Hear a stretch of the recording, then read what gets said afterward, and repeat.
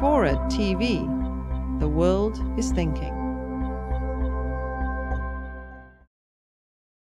I think that the controversy over this center reflects what's become a rather familiar crisis in contemporary liberalism, or what passes for liberalism today, involving its virtual embrace of censorship, its therapeutic approach to rights, its very expansive definitions of harm, and its hostility to freedom of speech, conscience, and belief.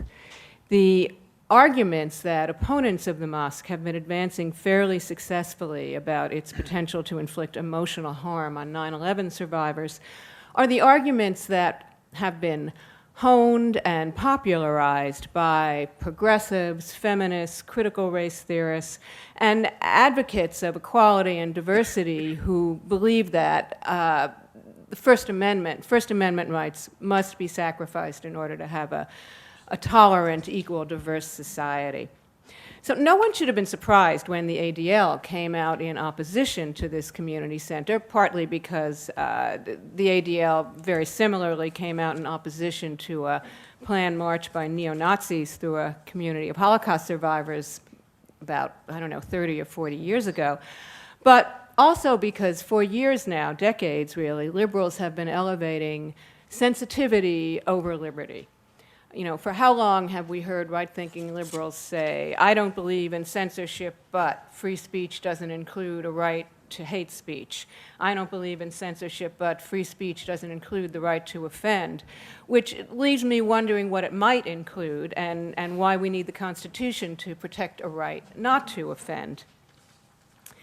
Now, this is probably most evident, I'll just say very quickly, on college campuses, where students risk being punished and are regularly punished for jokes, satire, insults, and also political speech that's considered demeaning to some presumptively vulnerable group. The illiberalism of contemporary liberalism is also reflected in a lot of support for legislation that prohibits hate speech or other speech that's considered to inflict some sort of emotional harm. This is an approach that I think both reflects and promotes an anti-libertarian, result-oriented approach to the First Amendment. And I think this much was made clear in the controversies that Alan mentioned, these dual controversies about the threat to burn a Koran, which coincided with this controversy over the proposal to build Park 51. Some people think that burning a Koran ought to be prohibited because it is so profoundly offensive, and others think that the building of this community center should be prohibited because it's profoundly offensive for Muslims to worship or even gather so close to ground zero. Now, I think it's worth stressing that both sides invoked similar arguments, the kind of arguments that are used to support hate speech legislation about avoiding the infliction of emotional harm. So, of course, Sarah Palin echoed the ADL when she said, you have a right to burn a Koran, but it's unnecessarily provocative and very insensitive, just like building a mosque near ground zero. Now, I'm not comparing building a community center with burning a Koran. Burning a Koran is more like burning an American flag, but I'm also not going to hold my breath waiting for Sarah Palin to stand up for the right to burn an American flag. The point is that there are the same or very similar rights and freedoms implicated in both of these controversies and the same arguments used against them. Now, of course, Palin and the ADL and everyone else in these controversies have the right to denounce the insensitivity of burning a Koran or building a community center. No one is denying that.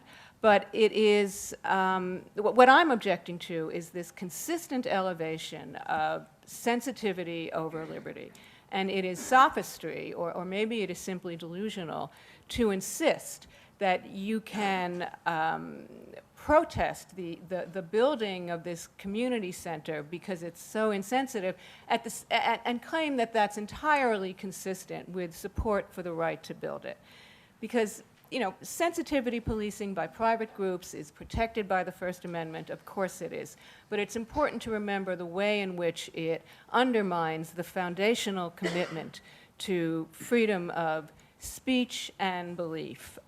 It leads at best to what John Stuart Mill so famously called the despotism of custom, but it can also very easily lead to the despotism of law.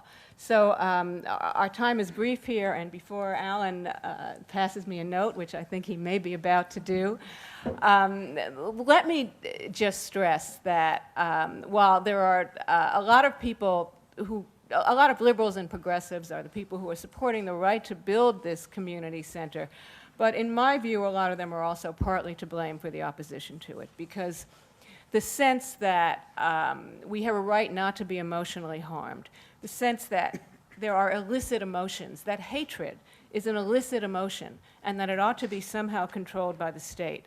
This is a creation of contemporary liberalism. So people who support the right to build this mosque out of regard for tolerance and diversity should not be surprised or offended when their own intolerance for liberty is turned against them.